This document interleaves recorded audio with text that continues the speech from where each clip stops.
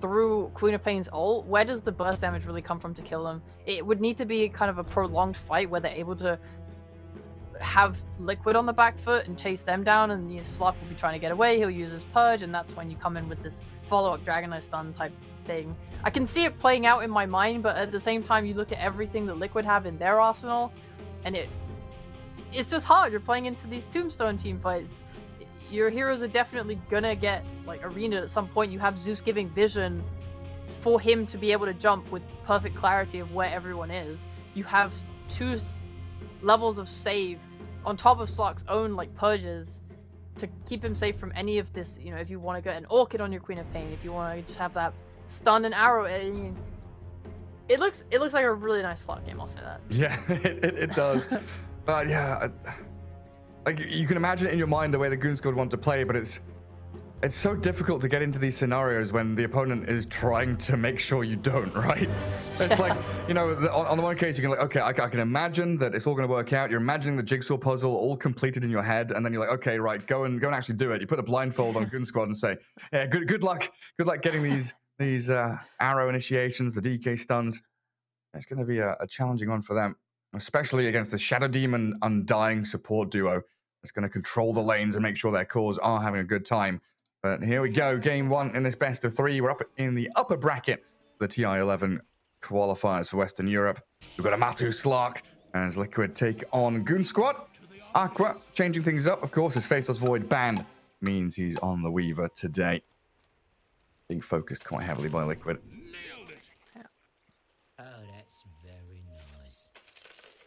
Let's go. Will there be skirmishing around the runes? I think Goonsquad definitely want to take a fight. Liquid's not bad either. They actually all have pretty strong level 1 spells. You can also do this disruption into a spear at level 1, potentially. Yeah, let's have the 5v5 in the river. Yeah. Get into the match with a bang. Looks like Matu's just going to be scouting for any vision in that mid lane. Nothing got placed. I just limp spotting out the Slark on his way across. And it's like Radiant Observer Ward will be kept hidden for now.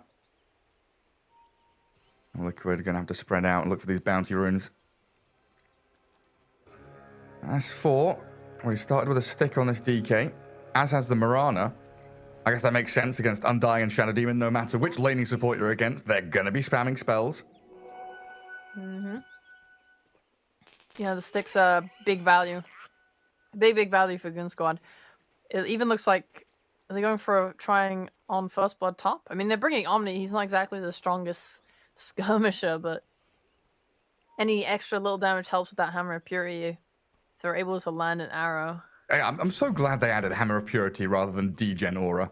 I remember playing POS 5 Omni Knight and just be like, I just don't want to level this skill. It's so bad. Just you wait till they add an actual shard to Omni Knight. Oh, hell yeah. Oh, hell yeah. Undying, chain stunned, and there's your first blood. Early tip from Hansken. As Goonsquad claim the life of the Undying. And then quickly TP the Omni Knight back down bottom because Aqua is taking a lot of damage from Zai. Chipped down to sub 100 HP. And that was that disruption into Spear you were mentioning. Yeah, heads up from Liquid to just do that, knowing that Omni's not there. They forced I think the salve came from Pexu, so it wasn't that effective, but still enough to let him be able to lane. The Shikuchi cooldown is so long that you're going to be feeling a lot at threat. This is scary. I think Pexu might have to get the Heavenly Grace at level 2 just to be able to make sure that this combo doesn't, ruin your lane. In the lane, yeah. Yeah. That definitely can be a challenge. A lot there for Pexu to do. Keep his Aqua Weaver alive. And that mid lane, I mean, my God, I remember the days. I'm an old man now, but I remember the days when Zeus wasn't allowed to last hit. He wasn't allowed to right-click creeps. All he could do was zap with lightning. But now he's got better base attack time, better base damage, all these buffs over the past year or so. And Mickey is 7-5 against the Queen of Pain, which would have been, like, unheard of. Zeus is now such a solid laner. Yeah, I think it's fair. I don't remember the last time Zeus was in meta. So it was kind of bound to happen eventually. But the lane should kind of even out, I think, in terms like just the more levels you get. There's these water runes. I think Limp will be fine, not get super worn down. He went for his bottle. He's not doing any Falcon Blade shenanigans like we've seen DP do. The only thing I'll say that kind of sucks for Goonsquad is their ability to rotate on mid is a bit rough. Zeus is a hero that is, even though he has that jump, if you have any way to jump him or stun him, tank the tower and kind of run him down, it's pretty good. But you have a Mirana with no setup on mid. You have an Omni Knight. Your rotation is very weak compared to...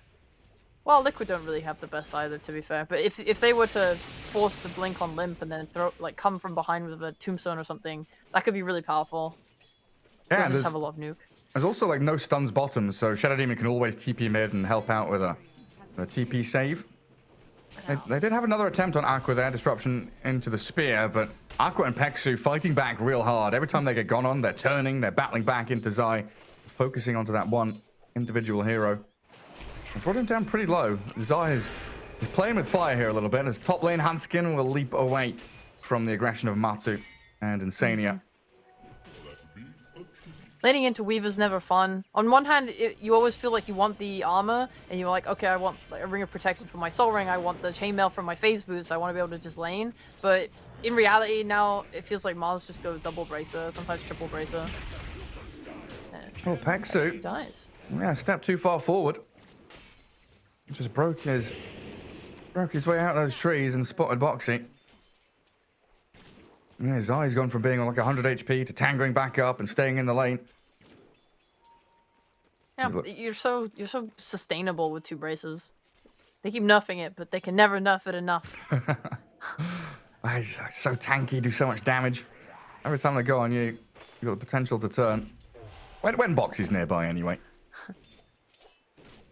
Weaver's such a rough lane usually for off laners. If you're ever able to win the lane or go even, I think you're pretty happy. Look at him, he's just closing the gap so quickly. Couple of hits in.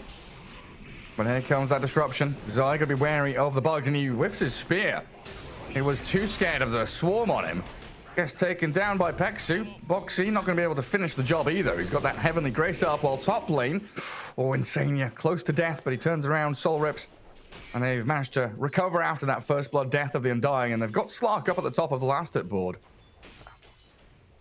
I felt that panic deep in my soul on the bot lane with that spear. Where you're just like, I am rapidly losing health. I regret going. Yeah, it's the kind of thing where you think it's a good idea to go, but then the damage starts to come out and you realize it was a bad idea, but you still want to half commit to the player. And then you just throw the spell out and it all whiffs and you feel terrible and you just go to your support. Let's not do that again. Yeah. Let's just play the lane. Let's chill. I want to hit some creeps. Got my double braces, get my phase boots up. I'll take this slowly and surely. Top lane's looking like a right disaster for Goonsquad right now. Luckily, the lane is under the tower, and I think this is best case scenario for S4 to just recover a little bit. But the Slark is having a really good time. This 32 CS, 8 denies, kind of trouncing the 17 last hits on DK. He should just get these 2 waves right now, though, for kind of free. Yeah, they nearly had that Dragon Tail into Arrow as well, but Matu, nice little sidestep, gets away from it. Now dragging the wave back towards his own tower. As Insania, of course, with all these mangoes, plenty of heals. And we've started to see this more, the laning build from Undyings, the 1-2-0 build, then back into the Tombstone. Maybe a third point in Soul Rip, depending how he feels. But you do want that Tombstone up pretty quickly for your team fight capabilities out of Undying. Yeah. Boxy, you're going to get some... Go for it. It's a little courier snipe. Yeah, I was just going to say, Undying's such an obnoxious support. I think even what DK has so far is pretty, you're pretty okay with this given how hard the lane is. They pick not only the Undying and you're playing a strength offlane melee hero, but you're playing into a core counter as well. I mean, they caught Aqua again, but then he just turns. He's got this backup of the Omni Knight. And so quickly, things turn disastrous for Liquid. Boxy now in trouble, as it looks like Aqua and Peksu are going to take them both down. You know, maybe life is good for S4. At least he's not being dove under his tower and killed. Yeah, no stacks on the Slark yet, right? He hasn't got any kills, no essence shift up. S4 going to be feeling pretty happy about himself. Mars is getting more net worth in general from his lane though. But yeah, the deaths. You're giving a lot to that carry. Yeah, I'm curious to see if we get any moves from Mickey. You know, he has hit level 6 now, so he's got the Thunder God's Wrath. Maybe the next time they make a go on this Aqua Weaver, they find the kill. But he's got raindrops and 1, so pretty survivable with the Omni Knight sitting in behind him. Can be a difficult task. Kill threat with Mars ult, I want to say, is when you might feel like that's when you want to commit your Zeus ult. Okay. So I don't think Top is gonna. I mean, Top could maybe get Matu low enough. Actually, no, sorry, they're on the same team. Top could maybe get S4 or Hanskin low enough if they commit hard. Yeah, feels like Marta just wants to be farming away though.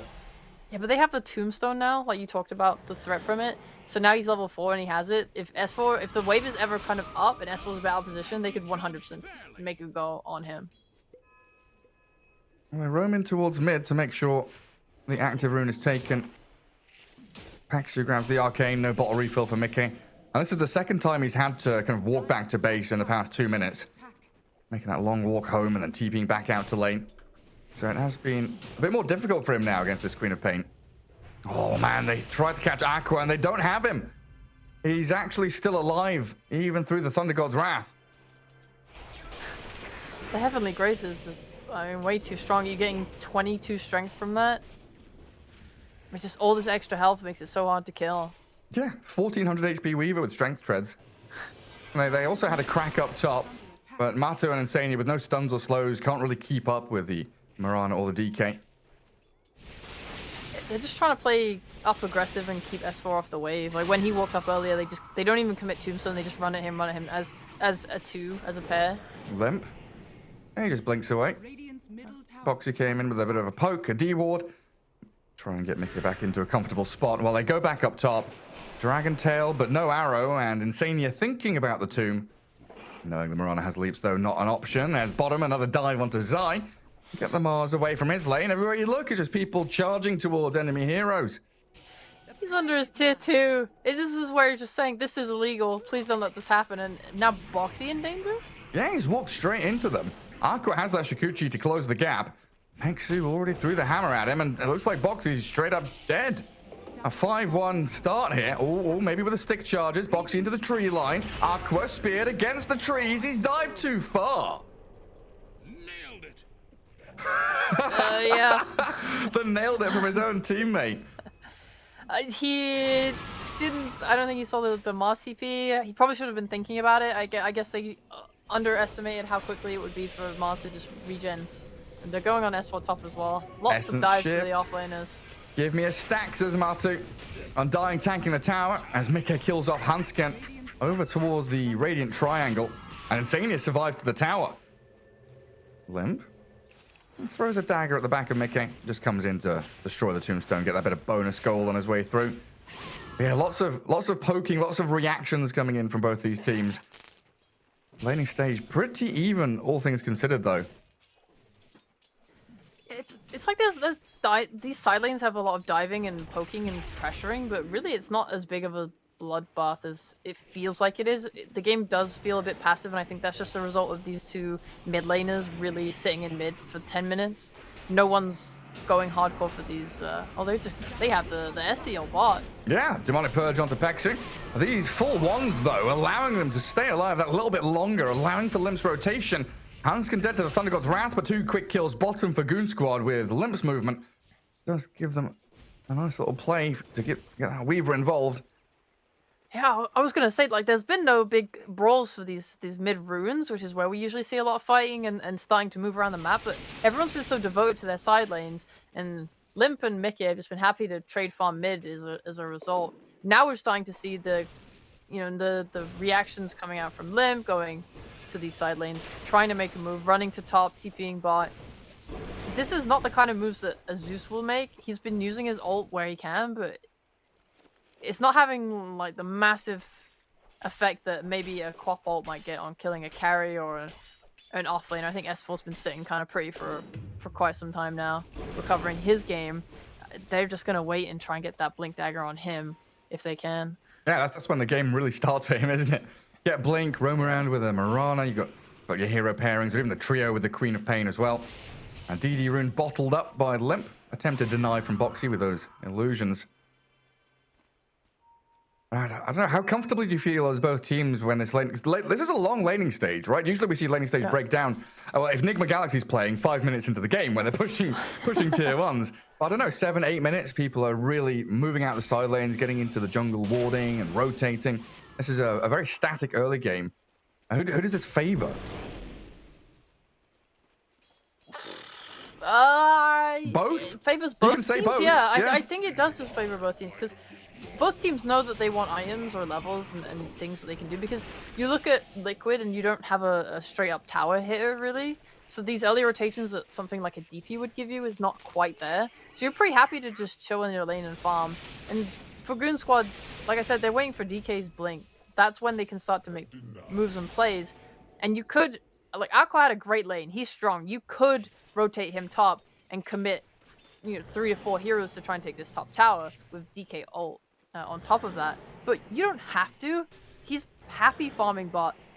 He's pressuring Xayah and not letting him just free farm bot lane by being bot. He's not giving up his tower by staying bot. So they're keeping their tier 1 tower, which gives them the map control. Right? So like both teams are kind of okay just keeping things as they are for now, and there'll be a shift eventually. It's just maybe a little bit faster for Goonsquad because we've seen that Mars build. He doesn't go blink anymore. Yeah, true. And it's also a S4 purged up under the tombstone. That's going to feel pretty rough.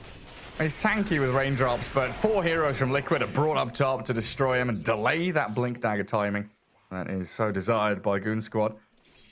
But yeah, it feels like kind of a symptom of these drafts not having any real push heroes. Outside of Elder Dragon form, no one's a quote-unquote tower hitter. There's no DP, no lone druid, so we haven't had that pressure into tier 1s yet. That's why we've got a 14-minute laning stage, basically. Yeah, but I'm honestly surprised we didn't see Slark go for a Midas, given how kind of peaceful the game's been. So you got Echo Saber, yeah. Yeah, but that means he can get involved, like now. Arena bottom. Sonic Wave's going to try and push Xayah away. The spear connects on Peksu. Already got a lot of his spells out, but not the Guardian Angel. They will bring the Omni Knight down, and a good disruption. Weaver, he's got 20 stick charges, so he's going to time-lapse back to the right-hand side. Shikuchi into the trees. Lacking mana for the TP, though. And if Liquid knew that and kept tabs on it, they probably could have chased him down to his death. Dire's top tower is under attack. I think they saw the one pop off, and they just assumed he had enough mana. I don't even know where his mana went after that. A nice rotation. This is 14 minutes into the game. We've done it. The lanes have broken down. S4 is finally taking top tower. With Matu's rotation to the bot tower, I think they will be taking that. They don't have Queen of Pain ult, so I don't think they can really defend this bot tower. I think they just give it up. Looks like Aqua will just move back bot, though, to keep farming that area. I mean, they're glyphing it. Can they do it? S4 doesn't have a TP, so I think it's pretty hard. Yeah, pinging it out as well. The Dire Observer Ward's going to see them coming, though. They spot Limp. They know Queen of Pain's on her way. And I don't really have any catch with these 3 heroes. Yeah, super reliant on the DK and the Mirana to be your catch and kill heroes.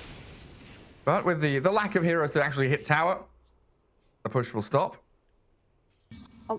I like a lot that they've been giving Hanskin farm mid. So he has his urn, he has levels, like max Starfall. So now this timing with S4's Blink Dagger means that they're going to have a lot more kill threat. Oh, they spot Matu, who just leaps right into them.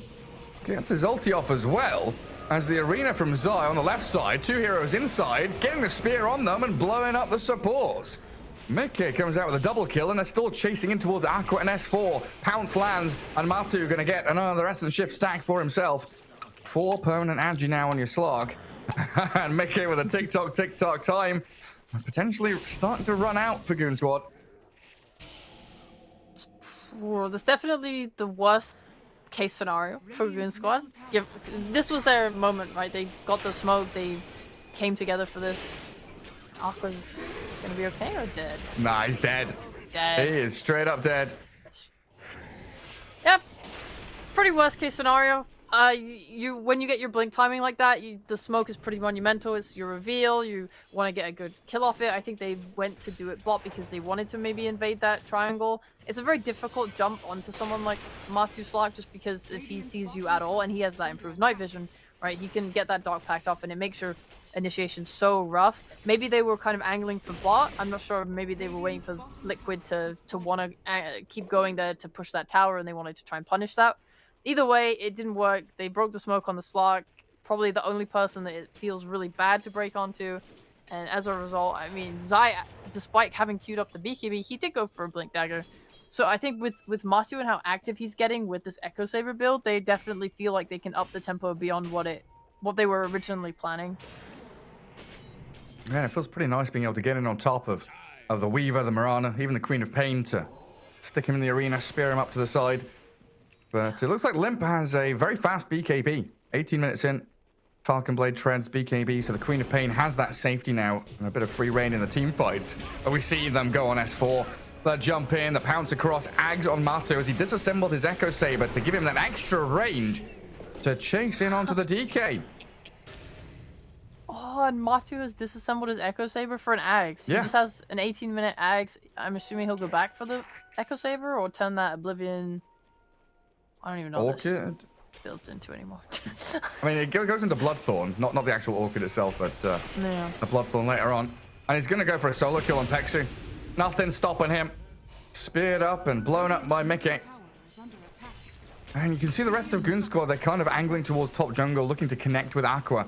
They're getting picked off one by one, losing towers now quickly as well to Liquid. This is starting to snowball out of control. It feels a little bit like the game they had with Mirana previously with the Centaur, where there wasn't a playmaker outside of the offlaner. So every time that DK was, or Centaur DK were farming or not being able to make moves, or things get thwarted, suddenly everyone kind of feels like they don't have playmake on the side lanes, and everyone just sort of splits up and tries to farm. And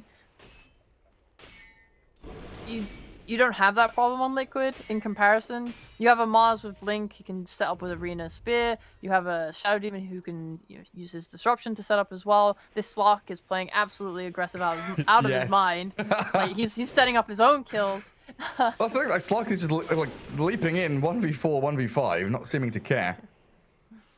Incredibly tanky. Yep. Has that Shadow Dance as a backup plan. Goonsquad need this kill right now. They've smoked again. They're committing for their next attempt at a play with this Blink Dagger. And every moment they're doing this, Liquid is just farming. Like, this whole time, Zai has Arena up. He could be forcing a move too, but he's not. He's farming. He's hitting creeps. Slark hitting creeps. And Goonsquad are top right now, getting nothing.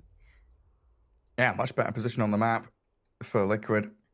Now, Aqua's farming Ancients. He's got himself Dragonlance Maelstrom, so I think you're right in the fact that they want to get him involved. He's kind of ready. He's strong. Try and make some plays around him. Yeah, you do, and it's hard to play into a Slark when you're behind as well. Just thinking about the vision advantage alone, Matu went to go play in this bot side of the map, and Goonsquad, they like top. They want to play top. It's kind of the natural progression of map movement, and you tend as a pro team to leave a ward in the bot side of the map if you can.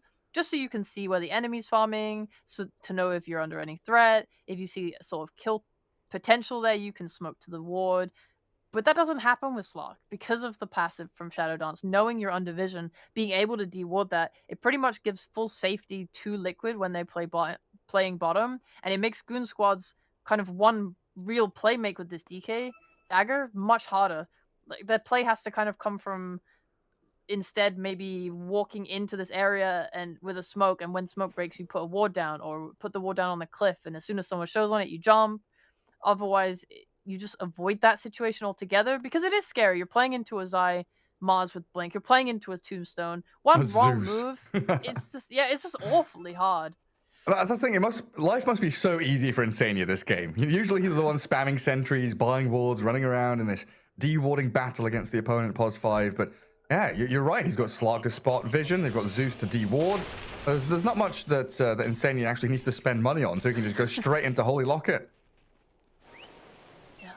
We even saw Matu Matu queuing up sentry. Yeah, Matu has his Aghanim Shard and a sentry coming to him. So now they're going to have this Depth Shroud, another saving tool, Disruption and Death Shroud along with the Soul Rip. So the hero that does get jumped by this DK stun can just immediately be saved. You know, the initiation, the soul initiation from Goonsquad can be mitigated completely. Right? This is the really nice thing that I like about Liquid's draft and itemization. They're just removing Goonsquad's plays, they're not even straight up countering them or going, we're just going to go full out aggression and try and kill them all. It's just, yeah, we're going to limit everything that they can do. And they're smoking up right now, super aggressive. Yeah, Matu's smoke breaks. Oh, they catch a glimpse of Aqua. They've got the pounce in towards him. They don't even need it. Quick little burst there, and Peksu, he came in here to try and save his Weaver. Dies straight after. And Mickey Zeus now 7-0-2, has his Kaya Sanj working on Ether Lens, scaling incredibly quickly on the Zeus and the Slark. And Liquid is straight into enemy triangle. And get the jump with S4 and Hanskin. Good stun, but there's the Depth Shroud. Matu saves his teammate, and the Arena gonna keep Hanskin locked inside. Matu keeps tabs on the Mirana. Another stack for him, up to 9 now. And Liquid emerge with a 5k net worth lead. And something that I guess Goonsquad are a little happy about is there's no Ursa, there's no like Roche hero there, because that easily could have been Liquid waltzing into the pit and getting Aegis. Yeah, everything that I want Goonsquad to do, they're trying to do. I'm thinking, yeah, they get a blink on S4, I want them to smoke, and they did. But it was thwarted by Slog. I'm like, okay, well that's fine. Kind of regroup yourselves and try and smoke again. And they did, but they didn't find anyone top. Then they're playing top and there's no one there, and I'm thinking, well, you kind of want a play to happen at some point. You're not going to outscale this Slog Mars Zeus, I don't think. Especially playing into a Shadow Demon who's going to be able to just kind of remove everything your Omni can give your core. Like, things become very scary. I don't feel confident in their late game, so I'm like, okay, go make another move. And they do. They smoke at the same time that Liquid smoke. And when they leave that top area, their carry dies. Just because it so happened that Liquid made a play at the same time. It's just kind of like a constant series just of sad things happening that is... Yeah. It's just kind of unlucky, it feels like. It also feels like Liquid just have a soul read. Like, they know what Goonsquad want to do, and they are countering everything. Like, from draft, you know, through the laning stage into 25 minutes in, they're just deep inside the heads of Goonsquad. Yeah. Like now, you know, they see Peksu, they know that S4's up here trying to shove out this wave. So they come up with 4 heroes. And while this is happening, you see on the minimap, Zai is like running away behind his tier 2, making sure that they don't lose heroes elsewhere on the map as they pick up 2 kills quickly top. Liquid have 2 really nice wards top that allows that play to happen. They just know exactly how many heroes are playing behind the top. Like, oh, there's a DK there. Is he baiting for his entire team? No, because we have a ward in the lane behind him that shows us that there's no one, like, no one has passed through here other than Omni Knight. So yes, this is a completely free play for us. And the play that I talked about that Goonsquad kind of struggle with, like leaving that ward in areas of the map that they're no longer playing in, you know, whilst Goonsquad can't do that, Liquid can as well. They have that ward bot in that jungle showing heroes passing through. They know, they just kind of have Goonsquad's number completely, and it's so much comes down to this vision game that we talked about between Slark and Zeus. But yeah, Goonsquad have no vision out there at all now. Zeus has just removed the final observer ward. Get one up on the high ground themselves in that triangle area, and they swing into Roche. They amplify damage from Flesh Golem, helping them out. Zai tanking Roche. And yeah, Goonsquad just kind of waiting for that next item to make them feel a bit more comfortable about taking a fight. Now, BKB on Weaver is going to be a big one. It's always that BKB. You gotta pray on. They have... They can potentially bust the Aegis down. If he pushes high ground, and you wait for him to use Dark Pact or feel that he hasn't used it, you get that stun up from DK. I mean, Boxy will be there with the save, but if you can kind of force that, maybe you could rejump. I don't know. You have burst with Limp. I'm just running through the simulations of how could they execute this, and I just see so many solutions from Liquid. It's so rough. It kind of feels like Limp has to see the Shadow Demon. Like, if Limp sees Shadow Demon, then they've got the Blink Orchid, BKB, kill off Boxy. And that's step 1, right? Then you're thinking, right, what's the Slark doing? He's pouncing on my Weaver, he's killing my DK, Zeus is blasting people. I think that's the way it's got to be done, you know, multiple angles of attack from Goonsquad. Orchid immediately dispelled off by Matu, pouncing forward aggressively. Limp is going to BKB up and turn to face Zai, gets arrowed, but there's the disruption save. And a high ground tombstone means Goonsquad don't want to fight around this area anymore. Peksu just being removed all of his stats. Matu clears through the Omni Knight quickly. Another 4 minutes left on this Aegis. Catapult wave arriving means Liquid want to push this tier 2. Feeling so very strong now. I know. And even there, like I love the Orchid pickup from Limp. I think that is itemization that gives them options, right? We're talking about how Liquid's removing so many of their options, but Orchid helps give you one, but you're playing into a Shadow Demon who can still... He hasn't even bought his shard. He can buy a shard that just helps remove that instantly. And Slark as well, poking and using his Dark Pack to kind of bait these items and stuff as well. It's just so precarious. Yeah, he's got blink on boxes as well, right? So he can play tree line, hide in fog, wait to see what happens in these fights. Matu, yeah, just 1v3. Why not? Run towards your enemy. Get in on top of the Omni Knight. Already forced out the Guardian Angel, and he's still going to get the kill. Aqua focusing Insania, but with a Soul Rip and this Tombstone down, it's Liquid cleaning up.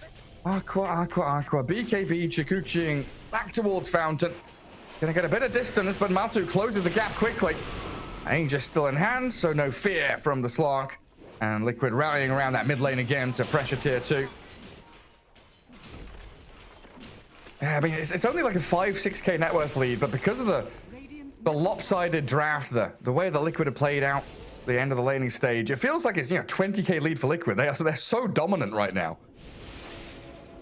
It does feel like that, yeah. But it's not the kind of net worth lead that just is shown in damage. You know, the way that if there was some Lina versus Terrorblade and the Lina has no items and Terrorblade has a Skadi Daedalus or something, you know? It's not kind of shown in that way. It's just shown in the absolute boldness of being able to stand your ground, knowing that you have so many things that cover you and keep you safe. It's shown in the fact 3 Radiant heroes are hiding at their tier 3. Yeah. They're sitting in their base waiting for Liquid to come. Zai, not going to catch Limp, but Matu up top is going to catch S4. It's just this multi-pronged attack. You're defending yourself against bot. Matu is just pouncing in towards the enemy base up at top lane. Has lost all of his mana, but again, he has 2 lives. And Goonsquad needs something drastic to happen. Wait out this Aegis, and then think about the plays you can make. And time map belongs to Liquid right now. Oh, Matu. Yeah. Oof. He's playing so bravely. Usually when you play, you know that there's a hero that threatens you. You know that there's someone that you have to wait to see on the map before you can make a play. This hero needs to be doing this, or I need to be careful of this. And for Matu, with Aegis, it just doesn't exist. Especially with DK dead. That's why he's happy to just dive into 3 to 4 heroes. Yeah. It's like, I can't die. They don't have the stun. And even when DK does jump, he's got Dark Pact, he's got Disruption, he pounces back in onto S4. Shadow Dance there, keeping him invisible, and Mickey blowing up the DK. A move into the backlines from Aqua, though. He's focusing into Boxy, but the Depth Shroud, there we go, hiding under the little smoke screen of the Slark. And Aegis still in hand, while Queen of Pain brought back. Defense made over this mid lane barracks, but they lost the tier 3 already. Yeah, they just need this perfect jump for Goonsquad with when Aegis is gone, where Weaver is on the Shadow Demon and Slark is getting gone on at the same time. You kind of need... I've seen some really nice plays in the past by teams where they coordinate going at the same time. If you can force the Shadow Demon to disrupt himself, right, with the Weaver using his BKB on that, so the Mars can't really touch him and the Zeus can't stop him, and then you're also at the same time going with DK onto Slark, then maybe you could have a fight like that. Because he doesn't have a BKB, he is playing very greedy on the Slark. In that regard, obviously, when Liquid are playing together and have like everything ready, he doesn't need the BKB, like 100%. But it does give that little opening. You're telling me a Slark buying Moonshard's second item is greedy? No, surely not. That's when you know you got the freest game in your life. But here we have Goonsquad trying to make a move. Hanskin, Peksu, S4 smoked up. Let's see what they can do. You have the damage and the lockdown to kill a Slark when he's alone, or when you've done this like multi-prong attack as you said.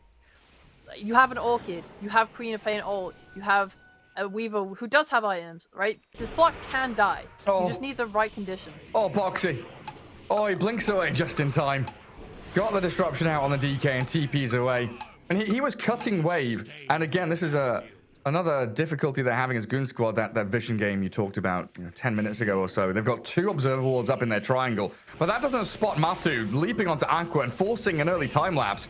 BKB needed to come out from Aqua too. They're spending so much just to play defensively. Looks like S4's looking for an angle. But yeah, Boxy was just hiding in the tree line, spamming poison on the creep wave, and they struggled to go on him. And Liquid now find themselves in a nice spot back towards that mid lane again. Think about this potential final team fight. Yeah, 16k net worth to the good now. They've really ramped up that lead after taking Aegis and taking control of the map. Zai even going for a Scythe of Ice now. Additional bit of lockdown against the Queen of Pain and the Weaver. If they can find them pre-BKB, that's going to be glorious for Liquid. You've seen your Slock's damage. You know all you need to do is stun. Yeah. Oh, Matu, smoke breaks on him. Trying to find out who it was. The perpetrator was Aqua. And he's already got himself back towards his creep camps. And there's the Scythe done. Oh, yeah, it's already completed for Zai. TPing top. Try and help out Matu. Dark Pact already used though, so gets away from the DK stun. Disruption comes and actually saves him from the Sonic Wave.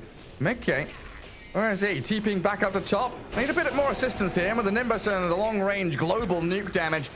It's all over for Goonsquad here. They just cannot do a damn thing. They don't have the team fight. They don't have the ways to play around Liquid's answers to the questions Goonsquad's are posing are just like completely answered. Do you ever have that kind of image in your mind where you can see a play that's made but it goes well?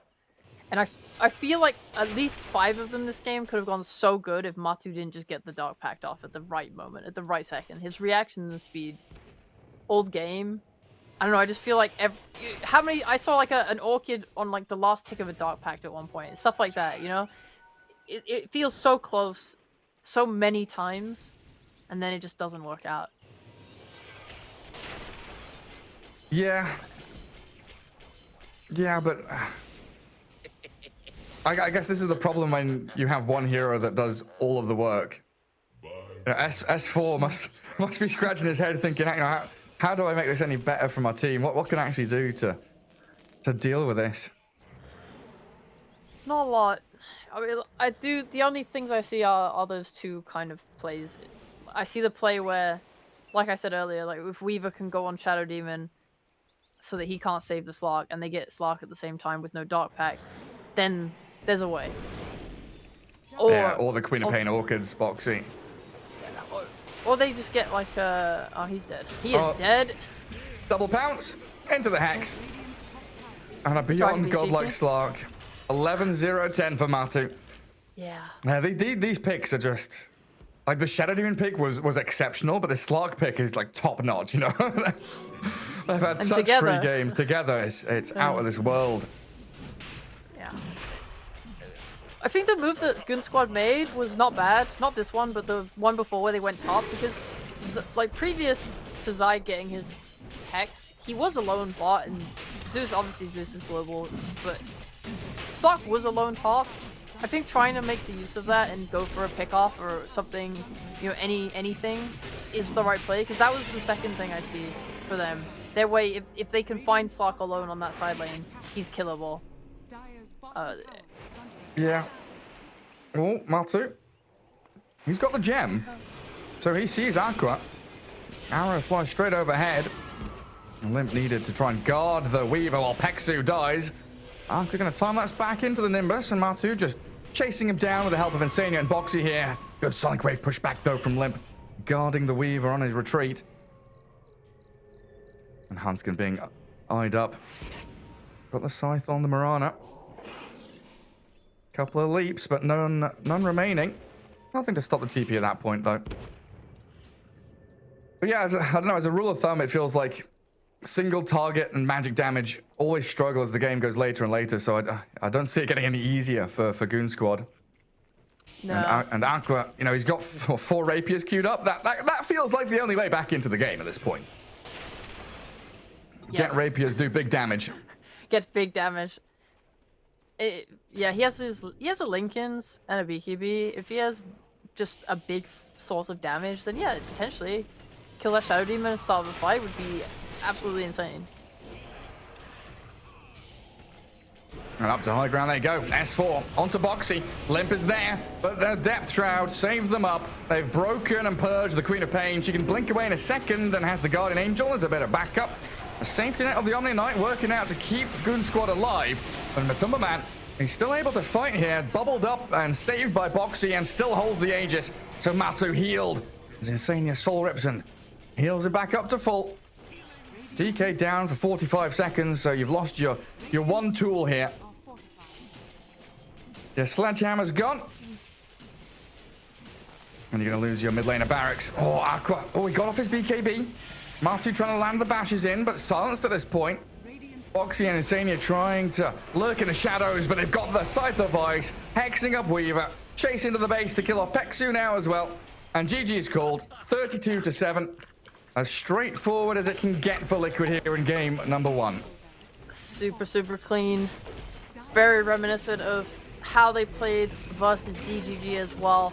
Just have a solid draft, a solid idea of what they want, and they execute it to perfection.